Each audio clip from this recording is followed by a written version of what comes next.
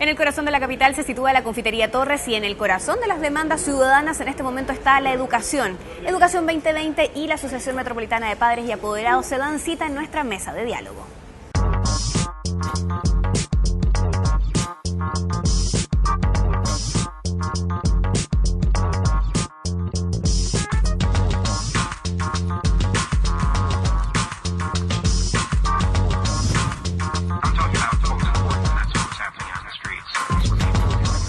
Estamos con Manuel Sepúlveda, sociólogo de la Universidad de Concepción, voluntario de Un Techo para Chile y que bajo la consigna personal de intentar cambiar el mundo, realizó su práctica en Educación 2020. Hoy ejerce una de las vocerías de esta organización. También nos acompaña Eduardo Catalán, presidente de la Asociación Metropolitana de Padres y Apoderados, un grupo de gran participación en el movimiento estudiantil que ya lleva 5 meses de manifestaciones y tomas. Es un hecho tangible, es que la educación se instaló como el problema más importante de nuestro país. Este diálogo tenemos una ciudadanía completamente movilizada y al 80% de aprobación que ha tenido precisamente el movimiento estudiantil por parte de la ciudadanía se van agregando otras cifras.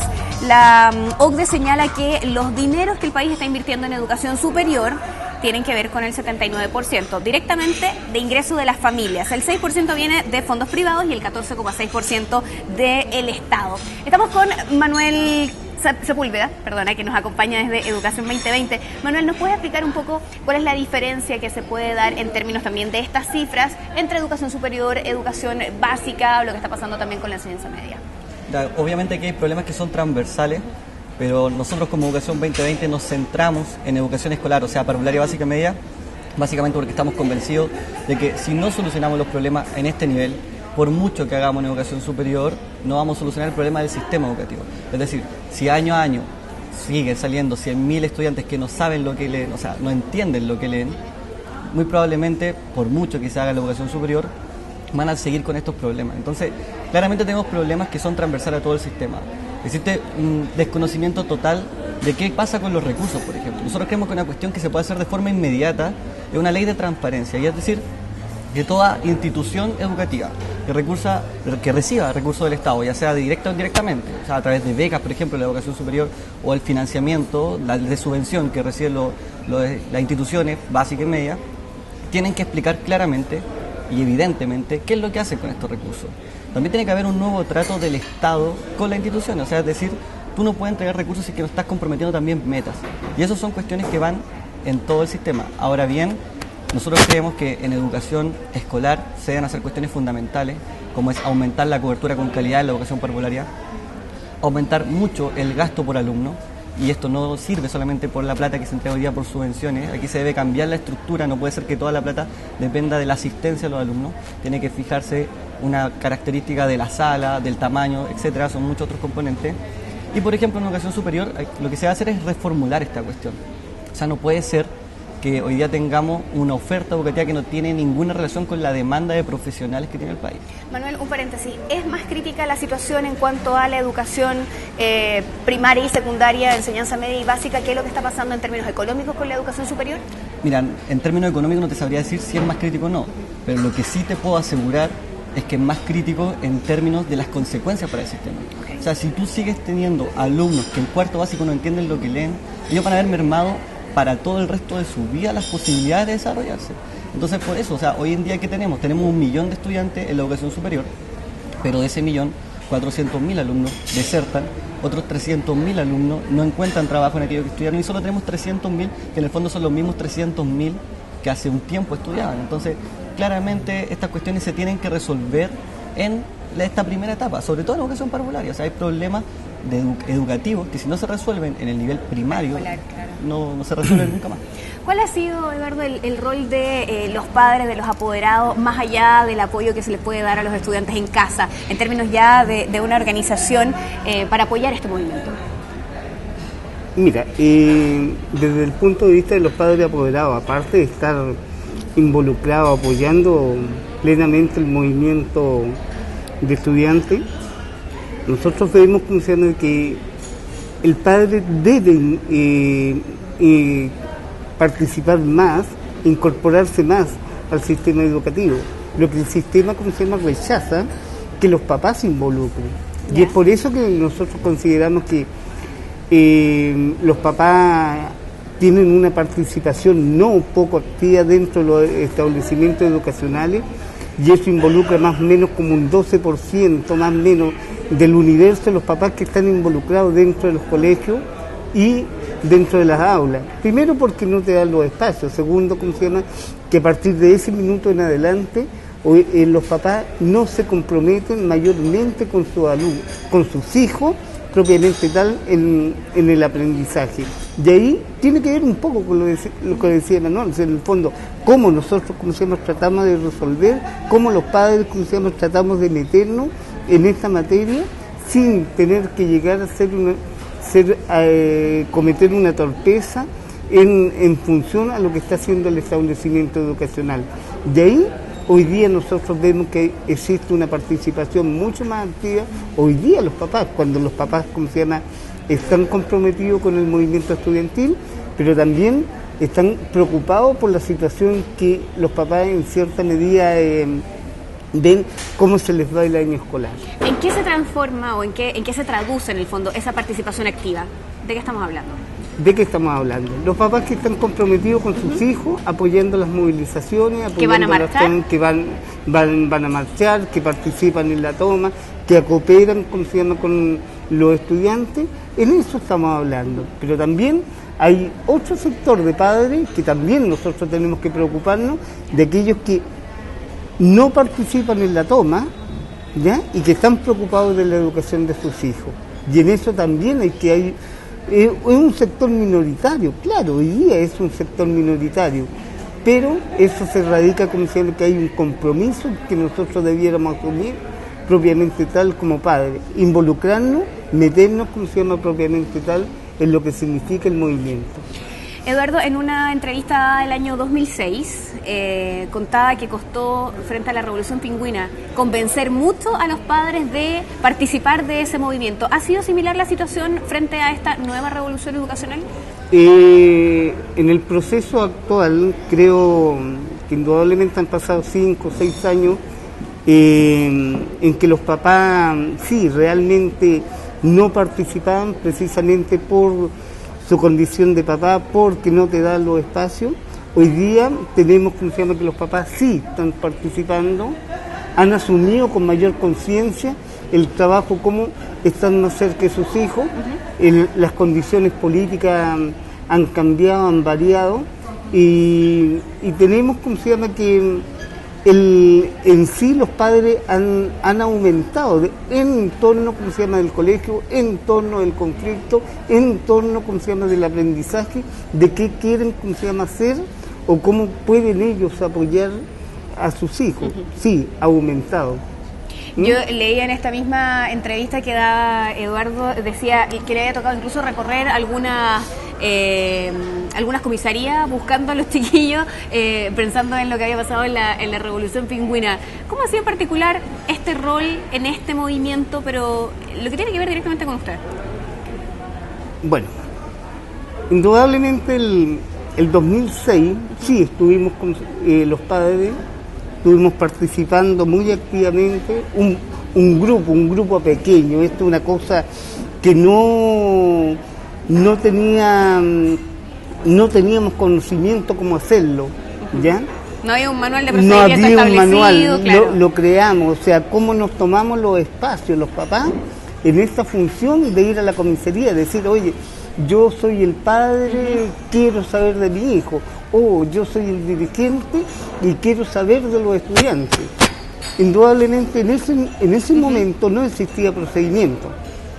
Fuimos creando, como se llama, algunas fórmulas de cómo llegar, como se llama, presentarnos en la comisaría con el mayor, con el comandante, con quien estuviera, diciendo, señor, nosotros somos los padres, la organización de padres, estamos preocupados, estos son los niños, ¿por qué delito, como se llama, hoy día ustedes los tienen acá? Nosotros sabíamos que era por violencia, por las marchas y todo ese tipo de cosas. Hoy día no, pues hoy día indudablemente hay una gran red de padres, hay una gran red de abogados, existe la Defensoría Popular, existen los mismos estudiantes de Derecho de diferentes universidades que han ido conformando piquetes en ayuda a poder solucionar el problema con los estudiantes. Indudablemente, aquellos que pasan a fiscalía, aquellos que son sometidos hoy día, ¿cómo se llama?, a algún proceso, indudablemente hoy día hay un seguimiento sobre ello. Y sobre todo, ¿cómo se llama?, este mismo seguimiento nos ha permitido estar mucho más cerca con los estudiantes y con los papás. Hoy día ya el papá ya no le pega al hijo. Hoy día el papá se pone al favor y al lado del hijo, ¿cómo se llama?, que sale de la comisaría, que fue detenido en forma arbitraria. Nosotros sabemos, ¿cómo se llama?, que en cada movilización van a detener a los niños. Pero ¿quiénes son los que caen? Generalmente no son los que cometen actos vandálicos, sino que caen aquellos que son los pollitos, los que van, los que siguen, pero los que no saben retirarse a tiempo. ¿Cómo actuar? Vamos a seguir hablando acerca de esto, pero vamos a entrar también en materia de cifras, de lo que tiene que ver también con este presupuesto 2012 de la Nación. Estamos haciendo mesa de diálogo, debatimos sobre educación y actualidad, como siempre desde la Confitería Torres. Como siempre desde la Confitería Torres debatimos hoy sobre educación. Seguramente ustedes en sus casas también debaten al respecto. Juan Manuel Solesi, rector de la Universidad de Santiago, declaró estar decepcionado por la distribución del gasto para educación en el presupuesto 2012. Lo calificó directamente de un retroceso. ¿Cuál es la mirada que tiene Educación 2020? Ustedes están a favor de la gratuidad.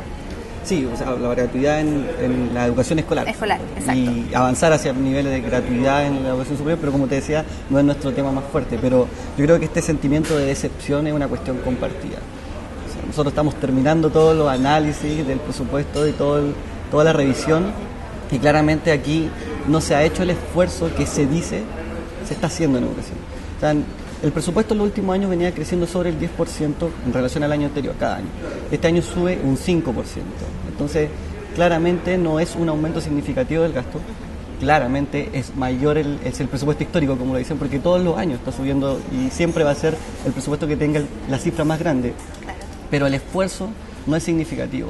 Y lamentablemente hay temas que se están dejando de lado fuertemente. Y otro tema que también es súper preocupante. En términos absolutos, el presupuesto está subiendo algo así de 530 millones de dólares. De esos 530 millones de dólares, 400 se explican por este fondo, el famoso fondo FE, que fue anunciado. Y este fondo de educación fue presentado y anunciado como un fondo complementario, es decir, íbamos a tener el aumento del presupuesto y aparte un fondo que iba a complementar este gasto. Resulta que este fondo está significando el 75% del aumento. Entonces, claramente aquí hay cuestiones que no calzan. Y nosotros vemos que hay temas que están dejando de lado. Por ejemplo, el apoyo a las escuelas. Hay muchos programas que van directamente en apoyo a la escuela, apoyo a la sala. Esas cuestiones bajan fuertemente sus recursos. O el apoyo a la educación municipal. Nosotros hemos tratado de instaurar el tema de salvemos la educación pública. Así como salvemos el año escolar, nosotros queremos salvar la educación pública. Es cierto que se va a presentar un proyecto que va a discutir toda la institucionalidad. Pero cualquier cambio en institucionalidad va a demorar 1 o 2 años. Entonces, si entre 1 y 2 años, así como están hoy día las cosas, sumando las tomas, los paros, lo más probable es que el otro año la caída de la matrícula sea muy severa y esta cuestión va a crear un problema serio en las finanzas de la educación pública. Entonces nosotros queremos rescatar la educación pública, salvarla y no vemos un compromiso mayor. ¿Cómo ven ustedes el tema de los colegios particulares subvencionados, que en el fondo parecen ser también el centro de la discusión? Estamos todos de acuerdo en mejorar la calidad de la educación pública, que los colegios privados puedan permanecer. ¿Qué pasa con los particulares subvencionados en la visión de Educación 2020? Yo creo que es súper bueno aclarar ciertas cuestiones porque muchas veces hablamos de los particulares subvencionados y no se entiende qué es un colegio particular subvencionado. Básicamente un colegio particular subvencionado es un colegio que recibe prácticamente los mismos aportes, recursos monetarios, que un colegio municipal, pero es administrado por privados y de dueños privados. Y estos colegios pueden tener fin de lucro o no fin de lucro. No todos tienen fin de lucro ni todos no tienen fin de lucro. Se dividen más o menos 70-30%. Nosotros obviamente estamos de acuerdo con que existan colegios particulares subvencionados, pero creemos que deben existir sujetos a ciertas normas. No puede ser que cualquier persona tenga un colegio particular subvencionado, reciba aporte del Estado y no esté cumpliendo ningún requisito ni no esté dando educación de calidad. Si nosotros hoy día comparamos los resultados del CIMSE, que no son todos los resultados de la educación, o sea, el CIMSE no refleja calidad absolutamente, pero sí un indicador súper importante. Bueno, si nosotros analizamos estos resultados en el mismo nivel socioeconómico, o sea, tomamos niños de nivel socioeconómico bajo de los colegios municipales y de los colegios particulares subvencionados, las diferencias son mínimas, es decir, ambos colegios están funcionando súper mal. Entonces esa cuestión es súper complicada y nosotros creemos que cualquier reforma que se realice a la institucionalidad de la educación debe tomar el sector particular subvencionado, porque es un sector que está recibiendo fuerte aporte del Estado. Entonces creemos que el sector particular subvencionado debe seguir funcionando. Obviamente, nosotros creemos que pueden existir los colegios particulares subvencionados, pero deben someterse a una regulación. Lo que sí, creemos que se debe eliminar el financiamiento compartido. Es decir, no se le puede cobrar a los padres por la educación, porque esto es lo único que ha hecho aumentar la segregación de nuestras escuelas. O sea, nosotros tenemos el sistema educativo más segregado del mundo. Aquí en Chile los niños ricos estudian con los niños ricos, los niños pobres con los niños pobres, y esa cuestión no puede pasar. En una entrevista que daba Manuel para El Mostrador TV, para nuestro sitio, de hecho, decía, hoy en día en Chile es más difícil, porque existen más trabas y se tienen más requerimientos para obtener, por ejemplo, una patente de alcohol, claro, que un colegio particular subvencionado. Es una cuestión súper rara, súper irrisoria, súper indignante. Tú tienes un número determinado de patentes de alcoholes en una comuna. Bueno, tú no tienes un número máximo de colegios particulares subvencionados. O sea, no hay límite. No hay límite. Tienes muchas regulaciones, es verdad, tienes muchas regulaciones, el tamaño de las puertas, el tamaño de las ventanas, pero de cuestiones que para nosotros no son tan importantes como si es necesario o no. ¿De infraestructura y no de contenido? Claro, o sea, a ver, siempre se menciona a Holanda como un país que tiene muchos colegios particulares subvencionados, pero en Holanda para tener un colegio particular subvencionado, bueno, si yo quiero tener un colegio particular subvencionado, le digo al Estado y el Estado me dice, perfecto, asegúrame que hay demanda, o sea, que hay alumnos que necesitan educar. Primer punto, eso en Chile no pasa. Segundo punto, asegúrame que tú tienes un equipo de docentes, directores de calidad. Eso no pasa. Y tercero, funciona un tiempo determinado, demuéstrame que puedes tener buenos resultados y recién ahí yo te voy a financiar. Eso en Chile no pasa. Y lamentablemente lo que ha pasado es que los colegios particulares subvencionados, por este mito de que son mejores que los colegios municipales, se han robado, o sea, han traspasado toda la matrícula de los colegios municipales, y lo que produce una severa crisis financiera de los colegios municipales. Por eso nuestro llamado a deponer las tomas y los paros, sobre todo en los liceos, porque creemos que la fuga de matrícula del sector municipal hacia el sector particular subvencionado va a ser muy fuerte. ¿Por qué esta crisis económica? ¿Por qué esta crisis de financiamiento? Porque imaginemos una sala que tiene 40 alumnos, recibe aportes de subvención por esos 40 alumnos, por su asistencia. ¿Qué pasa si el otro año tiene 35 alumnos? Recibe aportes por esos 35 alumnos, pero tiene el mismo gasto, porque no le puede pagar por 5 alumnos menos a ese profesor, ni al director de la escuela, ni al inspector. Entonces, ese es el problema, esa es la crisis financiera que se ha tenido, y por eso nuestro llamado urgente a salvar la educación pública. Este es uno de los lados del conflicto educacional. Sin embargo, hay otro lado que tiene que ver un poco más con nuestra historia, tanto en Chile como en Latinoamérica, y se lo pregunto a Eduardo. Había una mirada hacia el profesorado en general con una importancia bastante mayor. En el fondo el profesor era el maestro, su palabra era ley en nuestras culturas, sobre todo en Latinoamérica era muy respetado. Había una mirada completamente diferente que ponía al profesor en un lugar bastante importante en nuestra sociedad. ¿Qué tanto ha sido la pérdida, en el fondo, de ese rol del profesor en este conflicto actual, considerando que se han llevado también gran peso de las críticas que se le ha hecho al fracaso del sistema educacional actual? A ver, yo tengo una mirada muy personal que tiene que ver con el rol del profesor. Te encuentro razón cuando tú dices, antiguamente, claro, el profesor era la persona que sabía, claro, el que impartía, el que daba el respeto y todo ese tipo de cosas. Su palabra era ley en la casa, se lo había dicho el profesor, ¿no? Claro. Y eso a mí me tocó conocer a profesores rurales, ¿ya? Porque me tocó estar un tiempo, como se llama, en el campo, y conocí a ese tipo de profesores, como también conocí los profesores de la educación primaria acá. Pero ¿qué pasa con el tiempo, con todo esto? Hoy día tienen un problema de fondo. ¿Cómo se canaliza, cómo se llama el problema del profesor? Yo recién te escuchaba, Manuel, diciendo, salvemos la educación pública. Salvar la educación pública, ¿cómo se llama? Que se paren las tomas, ¿ya? Pero no se habla, ¿cómo se llama?, en el contexto, lo que pasa dentro de las comunidades educativas. ¿Por qué los profesores, como se llama hoy día, no pueden ser tan buenos o mejores que antes? Porque tiene que ver, como se llama, un poco con lo que el mercado te entregó. En las universidades, como se llama, formaron profesores, ¿ya? Pero ¿quiénes fueron los que llegaron ahí? Aquel que le dio el puntaje, aquel que por necesidad se metió no hay vocación. Sin vocación, hablemoslo así. Se terminaron las escuelas normales, los normalistas, que eran los verdaderos profesores, aquellos que tenían vocación en los que entraban. ¿Y qué es lo que acontece con todo este cuento? ¿Ya? Indudablemente nos encontramos, como se llama hoy día, con un déficit de profesores que realmente sean buenos. Bueno en todo sentido. Aquel que sepa escuchar, o sea, en el sentido tiene que primero saber escuchar, tiene que saber, ¿cómo se llama?, entender la problemática. Hoy día están insertos, como se llama, en un mundo laboral donde en realidad, como se llama, no están cumpliendo, como se llama, los objetivos, pues tienen la presión, como se llama, de los colegios particulares, de los sostenedores, de los directores, tienen que cumplir, tienen casos, como se llama, que no llegan alumnos, tú mismo lo decías. Tienen el problema, como se llama, en la temática de los colegios municipales, donde no están cumpliendo, como se llama, con su estrategia, como se llama, de ir aumentando. Se terminan colegios municipales, ¿qué pasa con eso? Se cierra un colegio municipal por escasez, como se llama, de alumnos, se abren 2 o 3 colegios particulares subvencionados.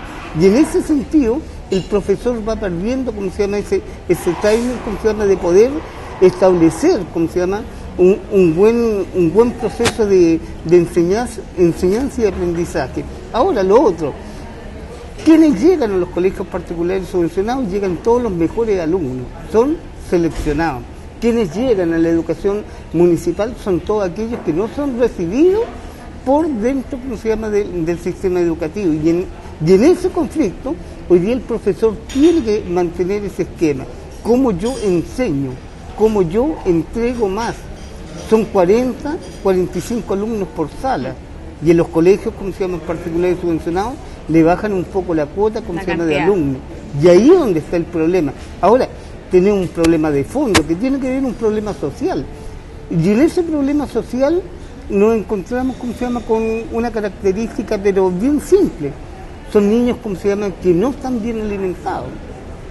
Que sus padres, como se llama, trabajan todo el día y que no les alcanza. Y que lo único que llegan a esperar a un colegio municipal, llegar, como se llama, a almorzar o a comer, como se llama, el día lunes. Entonces, tenemos diferencias. Ahora, no todo se mide, como se llama, por el simple. Lo que pasa, como se llama, es que nosotros no tenemos un proyecto país de definir, como se llama, qué es lo que queremos, como se llama, como educación. De política educacional. Claro. Sí, quiero invitarlos a hacer un alto. No, un segundo. Vamos a hacer un alto en nuestra mesa de diálogo. Regresamos con más. Seguimos desde la Confitería Torres. La confitería. Como siempre tenemos nuestra mesa de diálogo instalada, hoy debatimos acerca de educación y dejábamos un poco planteado el tema, lo conversábamos con Eduardo, frente a cómo ha ido cambiando también el rol del profesor. Te quedabas tú con una idea ahí agarrada, sí, Manuel. Lo que pasa es que quería recalcar sobre todo esto porque nosotros siempre hemos dicho, o sea, por mucho que hagamos en cambiar la institucionalidad, en más becas, más recursos, etcétera, si no tenemos buenos profesores, esta cuestión no se soluciona. Y para tener buenos profesores, lo primero que tenemos que hacer es valorar nuevamente. O sea, nosotros vemos que la profesión docente debe ser una de las más valoradas de la sociedad. No puede ser existir. ¿Te suena esta cosa antaño del profesor en esta mirada completamente distinta de cómo ha estado hoy día en el fondo tratado? Claro, hay dos cuestiones que van de la mano. O sea, obviamente hay una mirada, una valoración social que claramente ha decaído, pero claramente esto tiene sus motivos. O sea, es una profesión que está mirada en menos porque los salarios tienen mucha distancia con los salarios de profesiones, ingeniería, medicina, derecho, etcétera. O sea, no puede ser que un profesor gane 1/3 de lo que ganan las carreras mejor remuneradas del país. Los países exitosos en educación tienen dos cuestiones clave. Todos, o sea, pueden tener distintas formas, etcétera, pero tienen dos cuestiones clave. La educación pública es de excelencia y fija la calidad del sistema, y tienen profesores que son de excelencia, que son los mejores y que son los más valorados. O sea, en los países que tienen buenos resultados, los alumnos se pelean para entrar a pedagogía y tienen una formación adecuada. Hoy en día la formación de los docentes deja mucho que desear, no está acreditada, pese a que tenemos un sistema de acreditación que está desacreditado. Y la verdad es que no existe ninguna relación con lo que se requiere. O sea, hoy en día se están formando miles y miles de nuevos profesores. Resulta que la oferta no es así. ¿La beca vocación de profesor qué te parece? Creemos que un paso súper importante, que es un avance, pero claramente no es suficiente. O sea, puedes tener una beca, pero ¿qué pasa si no tienes mejores remuneraciones? O sea, tampoco vas a llamar a los mejores. ¿Qué pasa si no tienes una formación de excelencia? O sea, lo que estaba diciendo, Hoy día se rinde una prueba a lo egresado de pedagogía, la prueba inicia. Claramente no es todo lo que un profesor necesita rendir para saber cómo actúa en una sala de clase, pero sí nos puede decir algunas cuestiones. La prueba inicia ha mostrado cómo los profesores carecen, los nuevos profesores, de los conocimientos mínimos para hacer clases. Entonces esa cuestión no puede ser. No puede ser que hoy en día se estén formando muchos más profesores de lo que necesitamos y sin embargo existan materias como matemática, física, inglés, en donde tengamos carencia de docentes.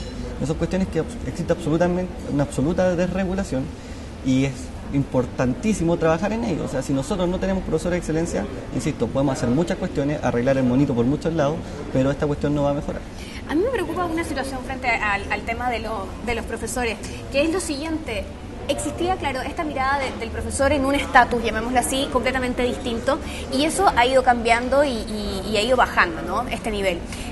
Sin embargo, hoy día son, en gran medida, el centro de las críticas. ¿Cómo va a ser en el minuto en que haya que volver a clases? La relación estudiantes-profesores es una relación de poder, es una relación que también implica cierto grado de respeto. El profesor tiene que ejercer una autoridad dentro de la sala. ¿Cómo queda eso a la hora de tener que regresar a clase luego de ver todas estas movilizaciones y el rol que han ido tomando los estudiantes? Mira, hay una cuestión que es cierta y que no se puede negar, y es que existen colegios que, pese a estar en condiciones de vulnerabilidad súper fuertes, tienen buenos resultados. Les va bien, son colegios que tienen un proyecto fuerte.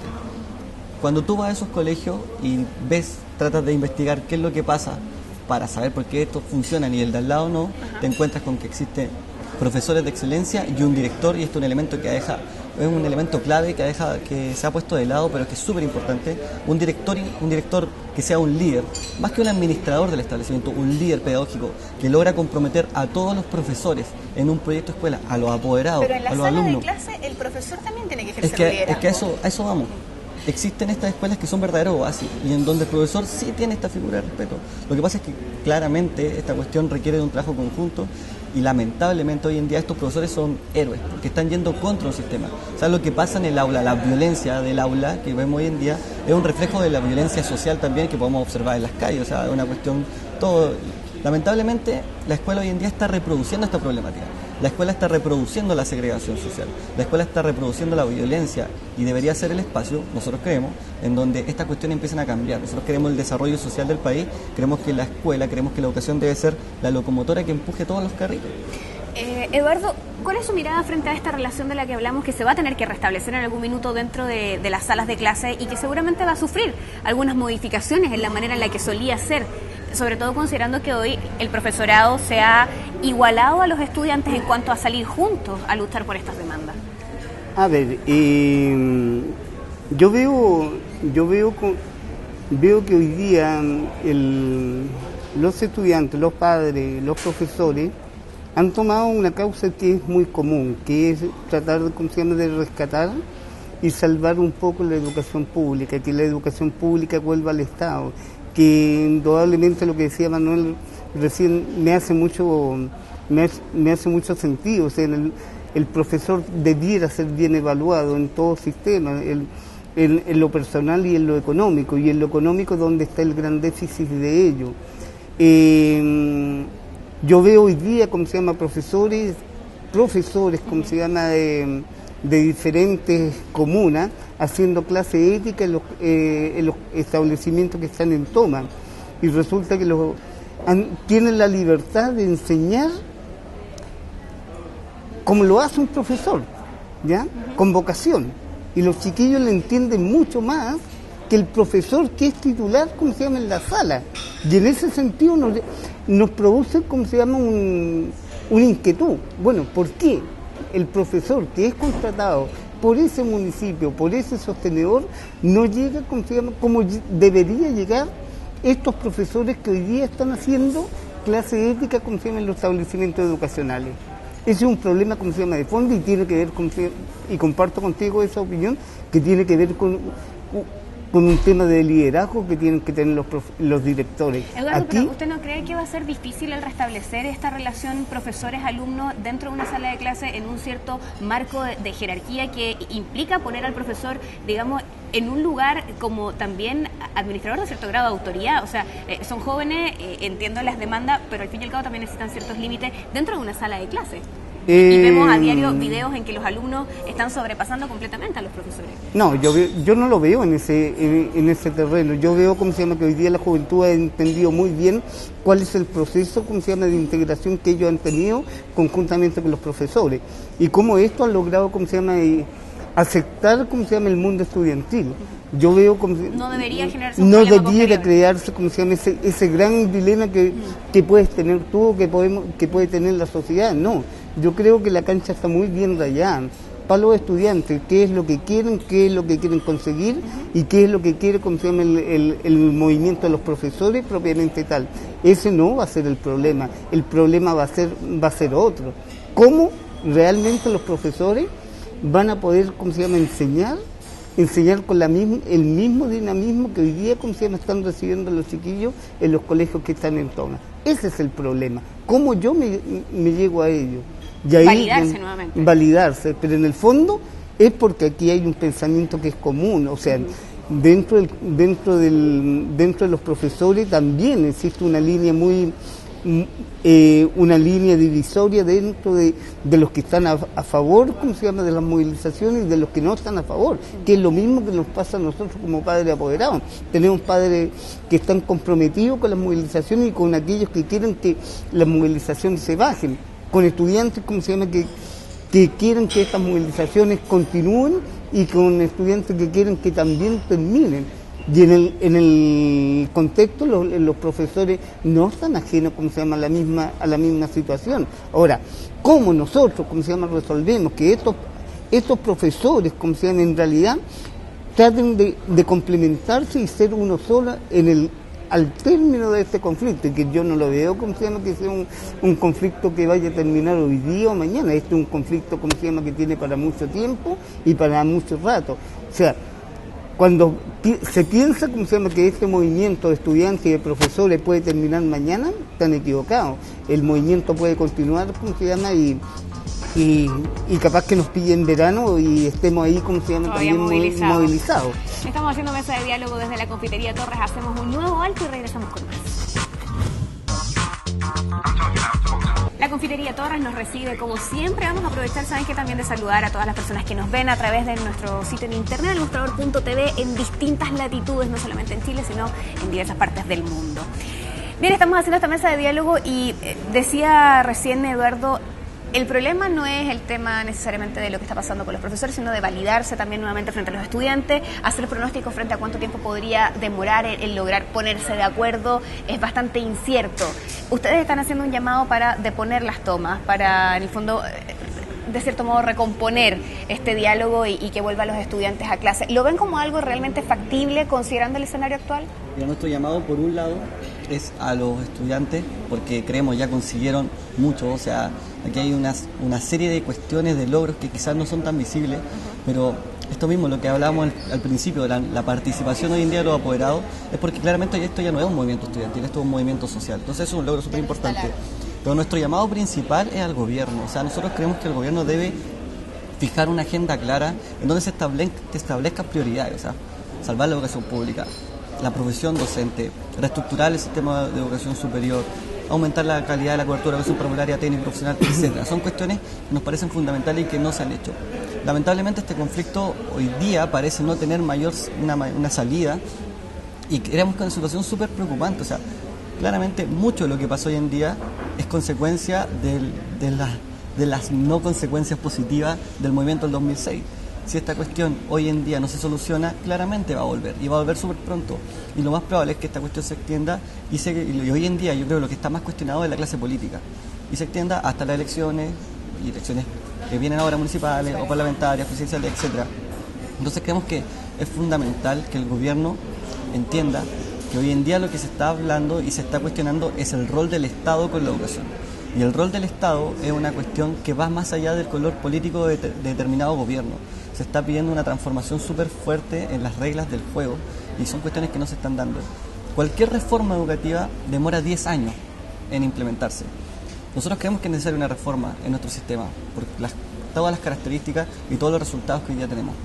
Entonces, entre antes empecemos a hacer esta reforma mejor, y creemos que hoy en día está dado el apoyo ciudadano y están dadas las demandas para así hacerlo. Entonces creemos que es súper importante que de verdad se cedan en estas posturas extremas de ideología súper fuerte, porque claramente tenemos un sistema construido por aquellas personas que hoy en día no ceden a las demandas. Entonces, es una situación súper complicada, pero creemos que es necesario, y por eso nuestro llamado, por eso lo que hemos hecho en estas semanas de verdad llamar al diálogo y nada, que esta cuestión de verdad se necesita que se ceda. Eso es lo importante. Eduardo, ¿hay cierto límite precisamente frente a este llamado a no tener estas posturas tan extremas entre los apoderados en conversaciones al interior con los estudiantes? Si bien es cierto, a nosotros nos sorprenden mucho los estudiantes y nos costó entender la postura de ellos, sobre todo los estudiantes secundarios, cuando en un cara a cara y de tú a tú hacia los padres le explican el por qué ellos prefieren perder un año escolar, ¿ya? Y cómo los padres, como se llama, tienen que en cierta medida asumir lo que tu hijo te está diciendo. O sea, en el fondo, el 2006 indudablemente nosotros éramos ignorantes en la materia, no sabíamos qué era de qué estábamos hablando, no teníamos idea de la ley, no teníamos idea de la crisis del sistema educativo, no nos preocupábamos de los temas de las fiscalizaciones. El Estado tampoco hacía fiscalización, hoy día tampoco la hace, hoy día existen memos, como se llama, donde se dice no se hagan fiscalizaciones, y eso lo tienen los serenis, como se llama, y las direcciones provinciales, démosle tiro libre, como se llama, este asunto. Y hoy día cuando los estudiantes te dicen a ti, mira, todo esto es lo que pasa, ¿ya? Cuando te entregan almuerzos que no son compatibles, como se llama, con los alumnos de los colegios, cuando te están diciendo, como se llama, que el proyecto educativo de ese colegio es malo, ¿ya? Que no cumple con las expectativas, como se llama, de lo que en función se está hablando. Indudablemente nosotros como papás nos queda la piel de gallina en ese segundo. ¿Cómo tú aceptar, como se llama, esa bofetada que te da tu hijo, en que tú, por qué como padre no te metiste antes en el tema? ¿Por qué este tema, como se llama, de los estudiantes, que ellos nos estén llevando a nosotros, deberíamos haber sido nosotros los que estábamos metidos en el tema y decir, oiga, no, esta sociedad de un sistema educativo que está completamente agotado, colapsado, que no cumple, como se llama, con las expectativas. Esta no es la educación que quiero para mis hijos. Claro, esto no es lo que yo quiero, como se llama, para mis hijos. Esto es educación, como se llama, que se mide única y exclusivamente con un CINCE, con una PSU, con una prueba inicia, como tú decías, ¿ya? Eso no es lo que nosotros queremos. Y en ese sentido nosotros vemos, como se llama, que hay un problema de fondo. ¿Cómo los papás han recibido esto? Y ahí es donde está el gran problema, que los papás han sabido recepcionar esa materia. Un 50, un 60% de papás que están en este minuto, como se llama, aceptando la decisión de sus hijos, nos preocupa. Pero también nos preocupa, como se llama, el 30% de papás que no está convencido. Y vemos, como se llama, que también las políticas de gobierno han sido, como se llama, nefastas, porque te lanza un programa, salvemos un año escolar, o salvemos el año escolar, cuando los chiquillos te lo bautizan, sálvate tú solo. Y en ese sentido vemos, como se llama, que el gobierno intruye en 3 ocasiones en que te dice, como se llama, te abre el proceso de inscripción y que les fracasa. O sea, ¿por qué este fracaso? Porque no se inscribieron todos. ¿Cómo tú te puedes dar el lujo como Estado, que no estás involucrado abiertamente en el sistema educativo, porque no has puesto todas las cartas sobre la mesa, darte el lujo de perder un año de clase, no importando la cantidad de alumnos que vayan a repetir?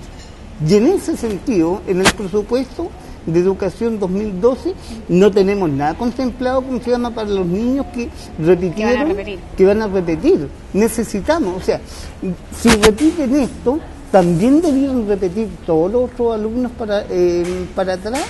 ¿Cómo le damos tiraje a la chimenea? Y es un tema de fondo, como se llama, que hoy día no se ha tocado. Y el gobierno, como se llama, es un gran responsable. Nosotros tuvimos el martes pasado con Andrés Charwin y le dijimos, Si anteriormente la concertación lo hizo mal, ustedes lo están haciendo peor. Hoy día ustedes están planteando nuevamente instaurar una nueva comisión de expertos. Yo creo, como papá y como Andeva, como padre organizado, creemos que el gran problema, el gran rollo, que tiene hoy día la educación, son la comisión de expertos, porque ellos no defendieron la educación pública, no incluyeron hacer un proyecto educativo país, sino que ellos velaron, por sus intereses nada más. Y ese es un problema, que hoy día lo estamos viendo. Y es por eso, que los jóvenes hoy día te plantean eso y llegan a los padres a entender el por qué nosotros tenemos que apoyar las movilizaciones, el por qué, por qué creemos, que tenemos que estar al lado de nuestros hijos y no al lado, del Estado, en este caso el Ministerio de Educación, cuando ellos no han asumido un rol, verdaderamente como entes, como Estado educadores.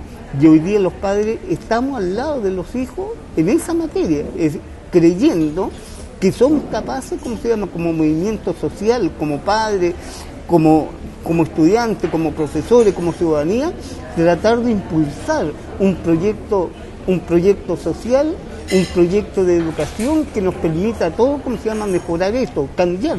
Yo comparto contigo con algunas visiones, pero hoy día lo que nosotros tenemos que cambiar es la estructura de qué es lo que queremos conformar. Queremos conformar, realmente gente alegre, gente, que esté sometida, a los sistemas laborales. No, queremos, un proyecto país de una educación, de una raíz nuestra, una raíz cultural que nos permita hacer este tipo de cambios. Yo creo que estamos todos de acuerdo en que hay distintas miradas frente al movimiento estudiantil, gratuidad o no, buscar un poco las medidas en eso. Sin embargo, lo que estamos claros es que todos estamos buscando educación de calidad y eso es algo que hay que dejar bastante establecido. Les quiero agradecer a ambos por haber estado con nosotros, Eduardo, Manuel, y tenemos algunos regalos, nos llegan como siempre de Feria Chilena del Libro. Aquí está, acompañando la tradición de lectura en nuestro país por más de 60 años, un clásico, tal como puede ser también nuestra Confitería Torres, que nos recibe. La gente de Feria Chilena del Libro envía también regalos para nuestros invitados. Mundo Twitter, para ti, porque bueno, sabemos que también hay mucho que aprender de las redes sociales, sí. Por cierto, en el tema que tiene que ver sobre todo con las movilizaciones. Y este libro, que es Formas de Volver a Casa, de Alejandro Zambra, dice que habla acerca de la generación de quienes, como dice el narrador, aprendían a leer o a dibujar mientras sus padres se convertían en cómplices o víctimas de la dictadura de Pinochet, un poco ligando la historia de nuestro país, de la política de nuestro país también a los movimientos sociales y a la educación. Este va para usted, Eduardo, que lo disfruten. Les agradezco a los dos por estar con nosotros y sabemos que seguramente va a haber más debate en términos de educación y esto no va a parar tan pronto, así que gracias nuevamente. Gracias. Para mí fue realmente una sorpresa, tal como lo señalaba al inicio. Yo personalmente no vengo a este tipo de programas, yo los rechazo, mando a otra persona, ¿ya? Pero realmente eso fue bonito y un poco ir rompiendo con esos miedos que uno siempre tiene de no hablar más allá y no meter mucho las patas. Y, por lo tanto, los estudiantes nos dejaron claro que hay que atreverse a hablar. Exacto. Gracias, y bueno, hay que saludar también a toda la gente de Educación 2020. Sí, agradecer, y nosotros vamos a seguir día a día, como siempre, estos 3 años. Nada, esperamos que de verdad esta cuestión avance hacia caminos que terminen con esta polarización y lo que todos buscamos, o sea, mejorar la calidad de nuestro sistema y encontrar un camino que de verdad permita empezar a hacer las transformaciones que necesitamos. Cortar esa brecha de segregación tan grande. Gracias a todos ustedes también por acompañarnos. Recuerda que nos puedes seguir a través de las redes sociales y nos encontramos pronto en una nueva mesa de diálogo desde el Mostrador TV aquí en la Confitería Torres.